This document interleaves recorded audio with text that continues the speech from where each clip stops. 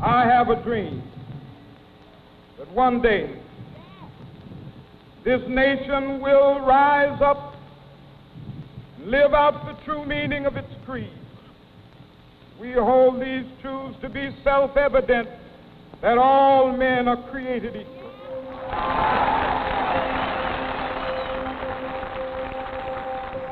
You say we have come a tremendous distance. Indeed, the President of the United States is a black man. But in many ways, things are as bad as they were and getting worse.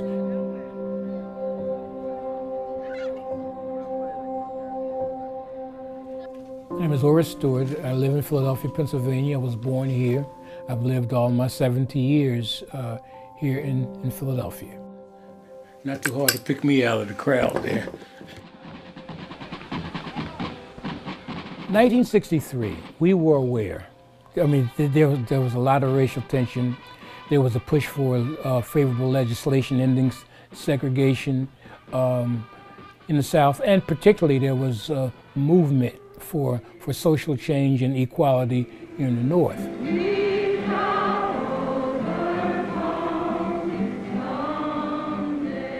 Myself and many others determined that we were going to go there and lend our voice in whichever way.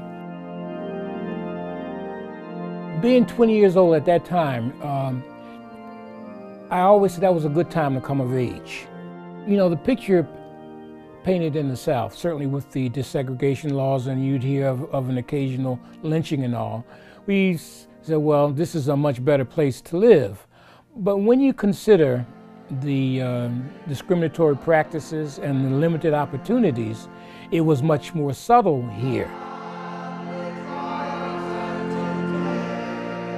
I was born in 1980, so like thinking in terms of like what it was like in the 60s is like, it's not really a point of reference for me. I'm just like, hey man, you know, I'm glad I didn't grow up in that.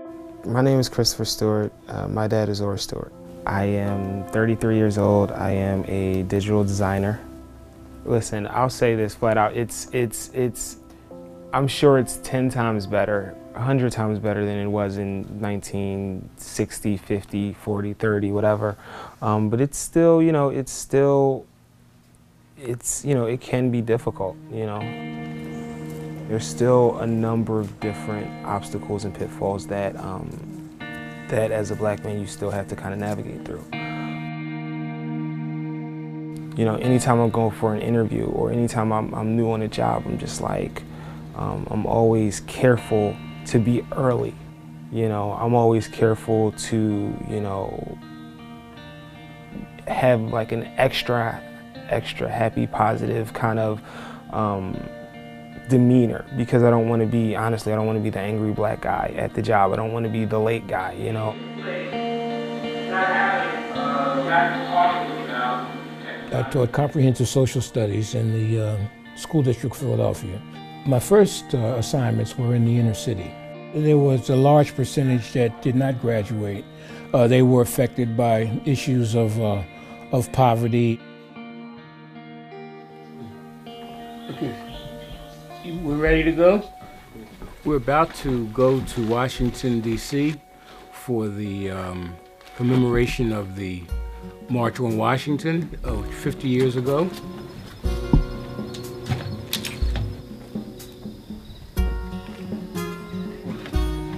Good morning. Good morning, good morning. Good morning. Nice bus. In 1963, so many gathered for a march for the jobs and freedom. And Lord, we still need jobs and freedom.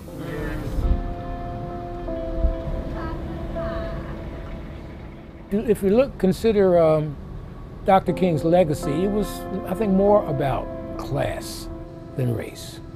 It speaks to needs of peoples at different times in history, and it particularly speaks to the needs our nation has at this hour. Freedom, back up, we want freedom, freedom, freedom. With regards to the Trayvon Martin case, it literally took me about 3 or 4 days to actually stomach the decision. It hurt me. It's doing some things at once. It has created a dialogue. I feel like, right now America is a puzzle, and you kind of have to figure out where you fit in the puzzle and figure out how to get your own self to where you need to be. We consider things in wider periods than we do in our own lifetime. But even at my age, I think within my lifetime, we'll see a lot of the things that we're worried about now, the things that we're talking about now, the things we say need correction, that they will indeed be corrected.